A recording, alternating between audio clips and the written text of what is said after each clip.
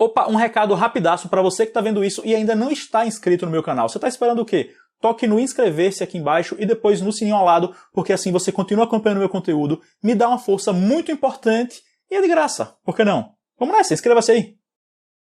E aí pessoal, hoje eu vou falar sobre um assunto que frequentemente vira pergunta de vocês nas redes sociais, que é equipamento, ou melhor, qual câmera eu uso para gravar meus vídeos. Na verdade, ultimamente tem sido duas, e eu deixo claro que esta vai ser uma abordagem superficial. Vou falar ali de forma genérica sobre os itens, focado mesmo na minha produção de vídeos para o YouTube. E a primeira câmera que eu vou mostrar é esta aqui, a Lumix G7 da Panasonic, que eu peguei no meio do ano passado e era meio que uma modinha naquela época.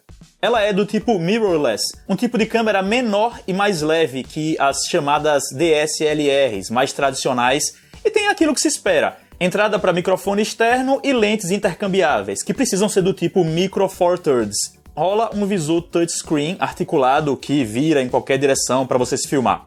O principal destaque que eu faria sobre esta menina para quem produz vídeo é que ela está entre as mais baratas ou menos caras que filmam em 4K. Nos Estados Unidos, a faixa de preço é em torno de 500 doletas e por esse valor você só consegue câmeras da Canon, por exemplo, que filmam apenas em Full HD.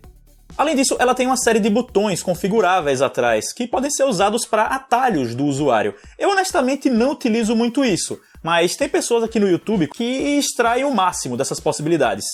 Essa é uma câmera que tem várias funçõezinhas para quem faz vídeos, e você percebe isso quando vai mexendo nela no dia a dia. Uma das coisas que mais me ajudam entre essas funções é um aplicativo para smartphone. Funciona por conexão Wi-Fi e nele eu consigo monitorar a filmagem de maneira remota, o que me permite fazer com facilidade takes como aqueles de fones nos meus ouvidos, ou outros que eu já publiquei aqui em que eu estou alheio à câmera e eu precisaria de muita tentativa e erro se fosse fazer sem um monitor por uma tela externa, que nesse caso é o celular. Além do mais, os filmes em 4K me dão uma grande possibilidade, a de fazer zoom ou recortes na imagem sem perder qualidade no arquivo final, quando eu o publico em Full HD. Esses dias alguém me perguntou como eu fiz esse take aí no review do Redmi Note 7, esse zoom suave que precisaria de um belo equipamento para ser feito via hardware, vamos dizer assim. E é isso, como eu filmei em 4K e publiquei em 1080, o zoom foi feito via software, no editor, e não há perdas na qualidade de imagem.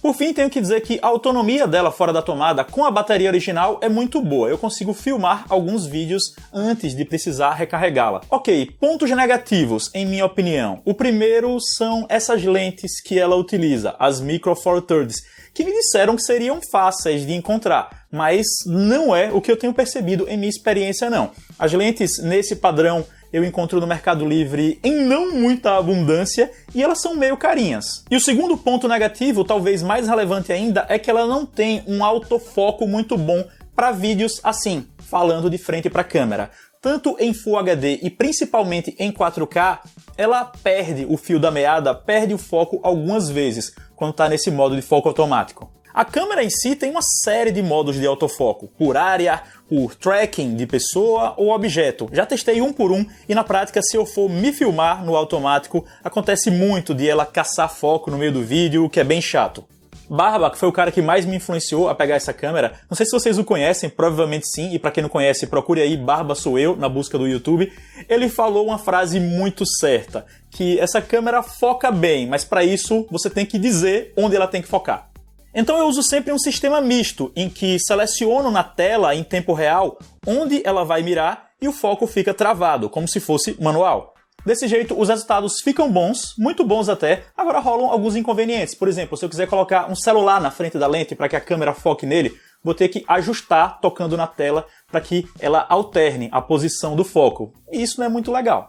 Então é isso, 4K por um valor razoável, botões personalizáveis, aplicativo bacana, mas lentes que não são das mais fáceis de encontrar, além de autofoco limitado. Essa é minha visão geralzona sobre a Lumix G7. Ok, a segunda câmera é mais recente, esta menina aqui, a Rebel SL2 da Canon, e vocês talvez estejam notando alguma diferencinha no vídeo, porque antes aqui estava filmando era ela e agora é a Lumix G7. A Canon SL2 é uma DSLR, um tipo de câmera que é tradicionalmente maior e mais pesado que as mirrorless. Essa, em específico, é até uma DSLR compacta, mas ainda assim é facilmente mais pesada que a Lumix. Enfim, também tem lentes intercambiáveis, também tem entrada para microfone, assim como um visor LCD articulado. Quem está procurando uma primeira câmera, digamos, mais séria, seja para fotos ou para vídeos, certamente já colocou a SL2 na lista de possibilidades, porque ultimamente ela tem aparecido bastante abaixo dos R$ 2.500, mesmo a versão oficial brasileira dela, porque sim, a Canon tem presença no Brasil. E olha, seja por essa presença oficial ou não, o primeiro ponto positivo que eu percebi logo depois de pegar a SL2 foi que é muito mais fácil arrumar certos tipos de lente para ela. Por exemplo, dá para pegar uma 24mm f2.8 da Canon por cerca de R$ 700, dá para pegar a tradicional cinquentinha, a 50mm f1.8 por uns 600 e pouco, e dá inclusive para comprar no Mercado Livre opções mais baratas, como a Yongnuo 50mm 1.8, que tem suas desvantagens, mas pelo preço ela custa cerca de R$ 300, é bem legal, quer dizer, é um leque maior. Em breve, inclusive, eu vou testar a 24mm f2.8, que é uma pancake, né, uma lente bastante fininha, que dizem ser interessante para esse tipo de uso aqui, que faz um fundinho desfocado interessante, vamos ver. Enfim, e a segunda coisa que eu curti bastante na SL2 que falta na Lumix G7 é um excelente sistema de autofoco para gravar esse tipo de vídeo aqui, em frente à câmera. Ela tem uma tecnologia chamada Dual Pixel, que, aspectos técnicos à parte, é basicamente perfeita. Boto a câmera para seguir meu rosto e já era. Ela simplesmente não erra e não fica aquele efeitinho chato de câmera caçando foco. Isso facilita e muito minhas gravações, porque é só botar para gravar e tchau.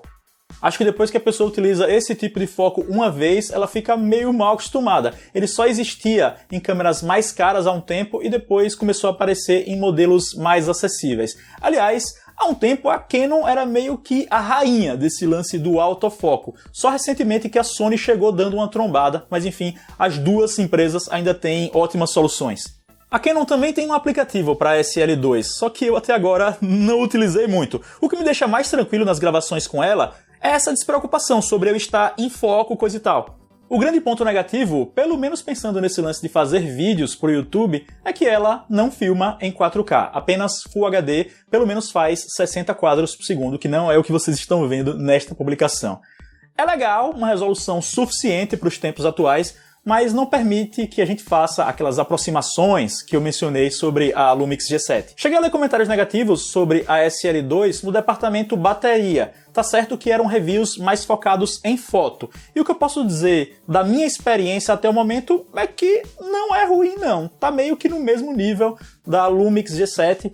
Recentemente eu gravei um vídeo de uns 28 minutos no total, depois outro de 20 minutos, quando fui olhar a bateria ela ainda estava em 100%, quer dizer, não tenho passado perrengues com isso. O resumo para mim até o momento é esse: curti pela facilidade de achar lente e pelo excelente autofoco, e fiquei meio assim porque ela não faz 4K. Além disso, ela não tem exatamente a mesma versatilidade que a Lumix G7, tanto nos botões quanto no software para fazer vídeos. A Lumix, apesar dos pesares, apesar do que eu mencionei sobre o foco, parece mesmo uma câmera mais voltada para esse lance de vídeo, o que não influencia os resultados da Canon SL2 também. Eu recomendaria qualquer uma dessas duas câmeras. Não existe equipamento perfeito, nem perto disso, pelo menos se você não quer gastar rios de dinheiro, e a opção por uma ou pela outra é coisa de perfil mesmo. Há um tempo, as Canon eram meio que onipresentes no YouTube. Na época da T3i, o pessoal que queria filmar mais seriamente sempre tinha uma dessas. Ultimamente não é bem assim que estão as coisas. Tem muita gente que já aderiu às Lumix da Panasonic e outras pessoas que são fãs das câmeras da Sony, por exemplo. É óbvio que eu estou fazendo uma abordagem generalista, mas só para citar um exemplo em relação às Lumix, eu sei que Felipe Becker, do B-Tech, que vocês certamente conhecem, gosta bastante e utiliza câmeras Panasonic há um tempo. E se tiver alguém se perguntando a qual outra Rebel a SL2 se compara para produção de vídeo, diria que ela está ali entre a T6i e a T7i, sendo que é mais barata que essa última. A T7i não foi lançada oficialmente pela Canon no Brasil. E é isso, pessoal. Espero que vocês tenham gostado deste vídeo. Se vocês gostaram, não deixem de tocar no gostei aqui embaixo, o joinha. Para os que ainda não forem inscritos, toquem em inscrever-se, depois no sininho ao lado, porque assim vocês continuam acompanhando meu conteúdo e me dão uma força muito importante. É de graça, por que não? Sigam-me nas redes sociais. E sigam-me nas redes sociais. Sigam aí. E a gente se vê. Até mais.